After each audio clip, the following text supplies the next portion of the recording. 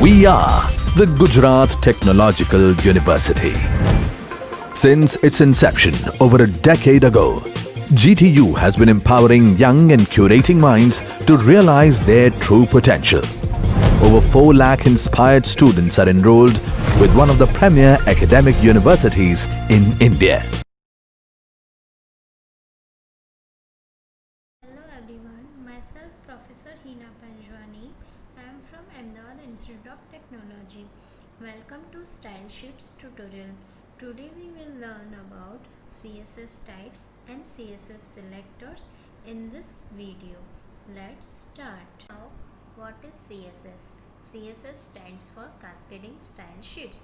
CSS describes how HTML elements are to be displayed on screen, paper or in other media.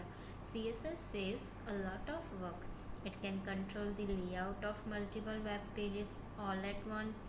External style sheets are stored in CSS files. Why we are using CSS? CSS is used to define styles for your web pages, including the design, layout and variation in display for different devices and screen sizes. CSS solved a big problem. HTML was never intended to contain text for formatting a web page. To solve this problem, the W3C created CSS. CSS removed the style formatting from the HTML page. CSS saves a lot of work. The style definition are normally saved in external CSS files. With an external style sheet file, you can change the look of an entire website by changing just one file. Look at this CSS syntax. A CSS rule set consists of a selector and a declaration block.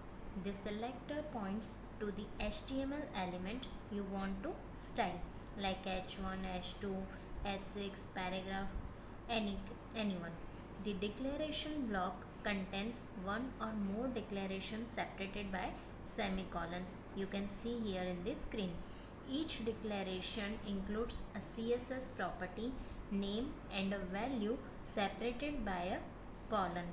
Multiple CSS declarations are separated with semicolons and declaration blocks are surrounded by curly braces. There are 3 ways to inserting a style sheet: external CSS, internal CSS, inline CSS. We can see here in the detail. Now, with an external style sheet, you can change the look of an entire website by changing just one file. Each HTML page must include a reference to the external style sheet file inside the link element inside the head section. An external style sheet can be written in any text editor and must be saved with CSS extension. The external CSS file should not contain any HTML tags. Here in this example, you can see how the style.css file looks like. According to syntax, you can see here link element is used and type is equal to text CSS and reference is given style.css. You can see here the output of following example. Now, an internal style sheet may be used if one single HTML page has a unique style. The internal style is defined inside the style element inside the head section. According to syntax, you can see here in this example, in head part we are using style element, and according to declaration syntax of CSS, we are using here selector as a red and we are giving properties like declaration part.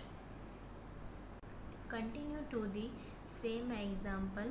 In body part, we are using 4 paragraph tags and giving different types of color. Same output will be generated in this example also. because we are using same example, just different is that we are using different syntax declaration. Like in external CSS we are using link element and different CSS file, but in internal style sheet we are define style CSS in style element in head section. An inline style may be used to apply a unique style for a single element. To use inline styles, add the style attribute to the relevant element. The style attribute can contain any CSS property. Inline styles are defined within the style attribute of the relevant element. Here in this example, you can see style is given to particular element like paragraph tag. Now CSS selectors. What is CSS selectors? CSS selectors are used to find or select the HTML elements you want to style. We can divide CSS selectors into 5 categories. First one is simple selectors. Select elements based on name, ID or class. Second is combinator selectors. Select elements based on a specific relationship between them. Next one is pseudo class selectors. Select elements based on a certain state. Next is pseudo element selector. Select and style a part of an element. And last one is attribute selectors. Select element based on an attribute or attribute value. This ID selector uses the ID attribute of an HTML element to select a specific element. The ID of an element is unique within a page, so the ID selector is used to select one unique element. To select an element with a specific ID, write a hash character followed by the ID of the element.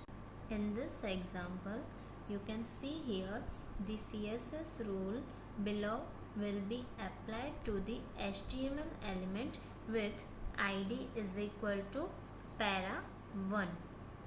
The class selector selects HTML elements with a specific class attribute. To select elements with a specific class, write a period, that means dot character followed by the class name. You can also specify that only specific HTML elements should be affected by a class.